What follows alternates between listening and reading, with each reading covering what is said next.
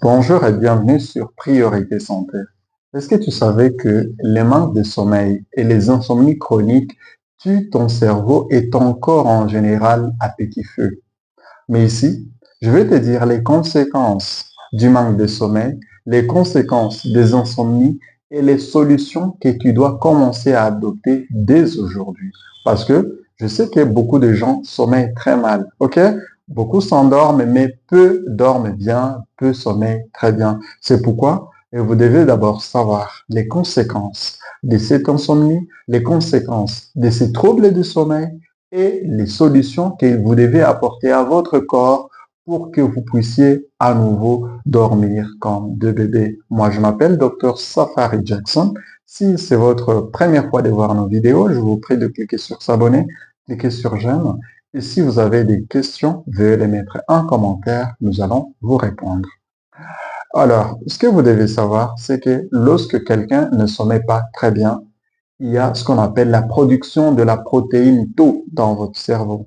C'est cette protéine Tau qui endommage vos cellules, les neurones du cerveau. Et lorsque ces neurones du cerveau sont endommagés par cette protéine Tau, alors là peut survenir des oublis intempestifs, le manque de concentration, les troubles de la mémoire et beaucoup d'autres choses. Mais aussi une autre chose que vous devez savoir, c'est qu'à part la destruction progressive de vos neurones, il faut savoir que les insomnies chroniques ils vous exposent à un cancer du cerveau.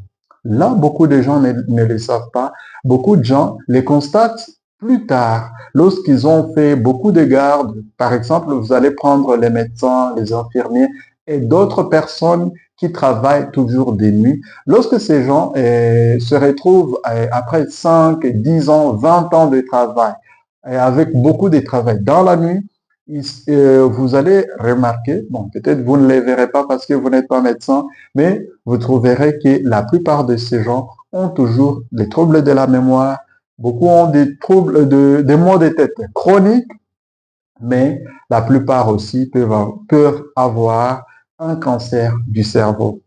Pourquoi? Parce ils n'ont pas su bien dormir, parce qu'ils n'ont pas su sommeiller. Voilà pourquoi aller dormir, aller sommeiller, c'est pas une perte de temps, c'est une régénération, c'est une réparation de votre corps tout en entier. Une autre chose que nous devons savoir, c'est que lorsque vous ne sommeillez pas assez, il y a une activation de ce qu'on appelle le stress oxydatif. Le stress oxydatif, c'est quoi? Vous savez, notre corps fonctionne comme un moteur.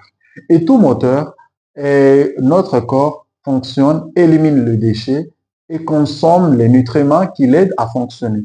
Alors, lorsque vous sommeillez, lorsque nous dormons, c'est à ce moment-là que notre corps élimine tous ces déchets et toutes ces toxines qui endommagent notre corps. Alors, lorsque vous ne parvenez pas à bien sommeiller, à bien vous endormir, tous ces déchets et toutes ces toxines s'accumulent dans votre corps et créent des dommages collatéraux. Tous les dommages qui se produisent dans votre corps lorsque vous ne sommeillez pas bien, à part le cancer du cerveau que j'ai énuméré, vous devez savoir que lorsque vous ne sommeillez pas très bien, vous avez déjà des troubles hormonaux.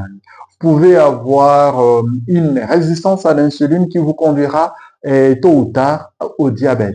Vous pouvez avoir une insuffisance cardiaque, un cœur qui ne va pas bien fonctionner. Vous pouvez avoir une hypertension artérielle. Pourquoi? Parce que vous avez activé un stress oxydatif par votre manque de sommeil. Ce stress oxydatif a fait qu'il y ait beaucoup de déchets, beaucoup de toxines qui se sont accumulées et qui ont perturbé le fonctionnement normal de vos cellules. Et lorsque vos cellules ne fonctionnent pas bien, lorsqu'il n'y a pas une bonne transmission et une bonne sécrétion hormonale dans votre corps, alors là, tout est perturbé. C'est toute la machine qui est perturbée et qui ne sait pas fonctionner.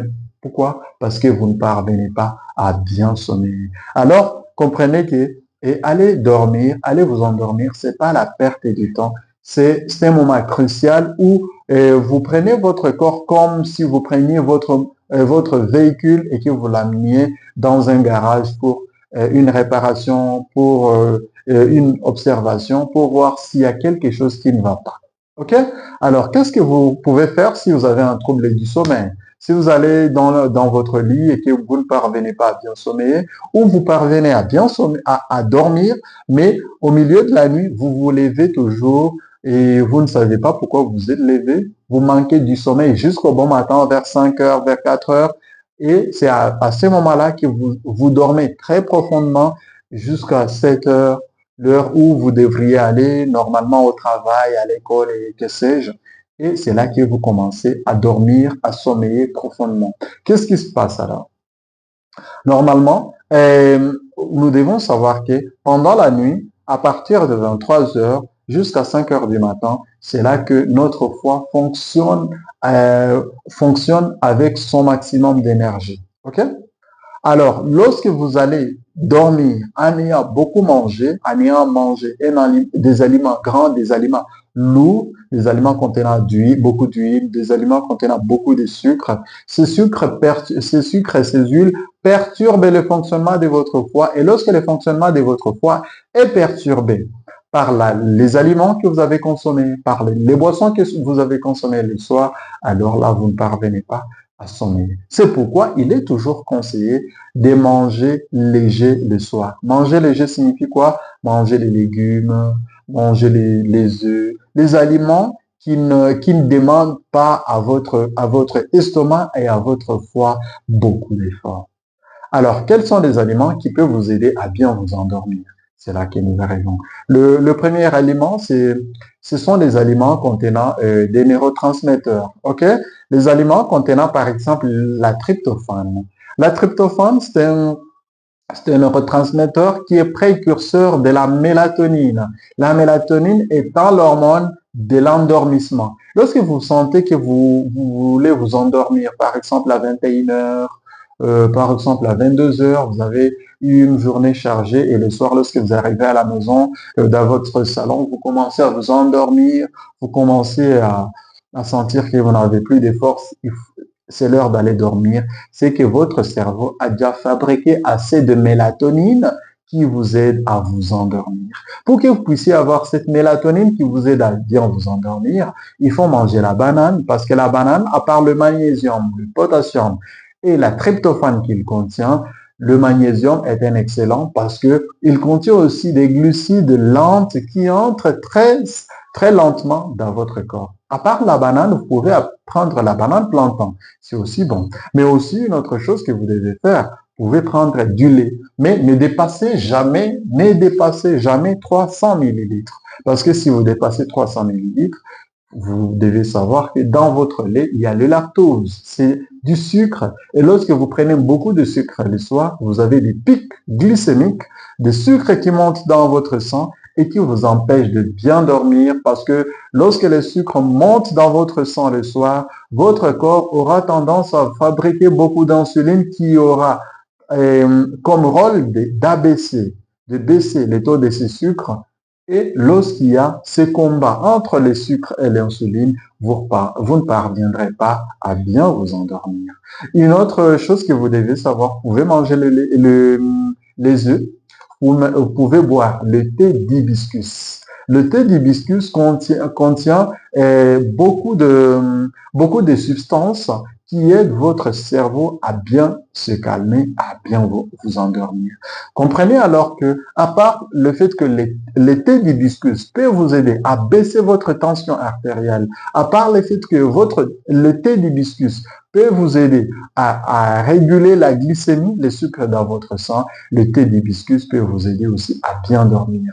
Mais aussi, le thé fait de clous de girofle, ça peut vous aider aussi. Alors, les autres aliments qui peuvent vous aider, c'est notamment les légumes. Les légumes sont une source sûre de magnésium. Les légumes comme les épinards, les légumes comme les feuilles de manioc, les légumes comme les amarantes, tous les légumes-là contiennent le magnésium qui peut vous aider. Vous prenez par exemple les légumes le soir et les œufs. Et là, vous allez me dire, non, vous savez, nous, on est habitués à manger les légumes avec du foufou, nous, on est habitués. C'est exactement ces mauvaises habitudes que vous devez arrêter, que vous devez changer pour que votre corps fonctionne encore normalement. Sinon, vous allez faire toute votre vie à courir derrière les médecins pour qu'on vous donne des médicaments Pourtant, vous devriez vous soigner à partir de vos assiettes à la maison. Une autre chose que vous devez savoir, c'est la vitamine B6 qu'on appelle communément la pyridoxine. La pyridoxine, c'est une vitamine qui aide vos neurones, nos neurones, notre cerveau à bien fonctionner et notamment à bien fonctionner lorsque nous sommeillons. Cette vitamine est en abondance dans le poulet, ok? Le poulet, dans les poissons et surtout dans les pommes de terre. Mais cependant, vous devez savoir que dans les pommes de terre, il y a du sucre. Ainsi donc, on ne mange pas la pomme de terre comme on veut. Parce que si vous mangez trop de pommes de terre le soir, alors là, vous aurez des pics glycémiques et vous ne parviendrez pas à bien sommeiller. Alors de grâce, mangez 2 à 3 pommes de terre seulement le soir. Limitez-vous par là et mangez beaucoup des légumes. Beaucoup de pommes de terre avec les amarantes, beaucoup de pommes de terre avec les feuilles de manioc, beaucoup de pommes de terre avec les épinards, en y ajoutant un peu de sauce d'arachide, ça va vous aider. Alors, une autre chose que vous devez savoir, il faut éviter les stimulants. Les stimulants comme l'alcool, les stimulants comme le thé, les stimulants comme le café, ce sont des substances, ce sont des boissons d'abord qui inhibe, qui empêche votre cerveau de bien se calmer et qui vous empêche, et par ricochet, de bien sommeiller, de bien vous endormir. Alors, c'est le temps de stopper ce mythe que vous vous êtes toujours donné, de dire que non, vous voyez, et après avoir mangé chaque soir, on doit prendre une bouteille pour bien sommeiller. C'est pas le cas. Ça va pas vous aider, ça va vous embêter seulement. OK? Une autre chose, sachez que les soirs, comme je peux les rajouter encore, les soirs, c'est pas les moments de beaucoup manger. Les soirs, c'est le temps de se reposer. Alors, mangez moins et le moins possible que vous pouvez et allez vous endormir. Et surtout, n'oubliez pas que vous devez dormir 2 heures après avoir mangé quand la nourriture est déjà sortie de votre estomac. Si cette vidéo vous a plu, alors je vous prie de cliquer sur s'abonner, cliquer sur j'aime. Et si vous avez des questions, vous pouvez les mettre en commentaire, je vais vous répondre et à très bientôt.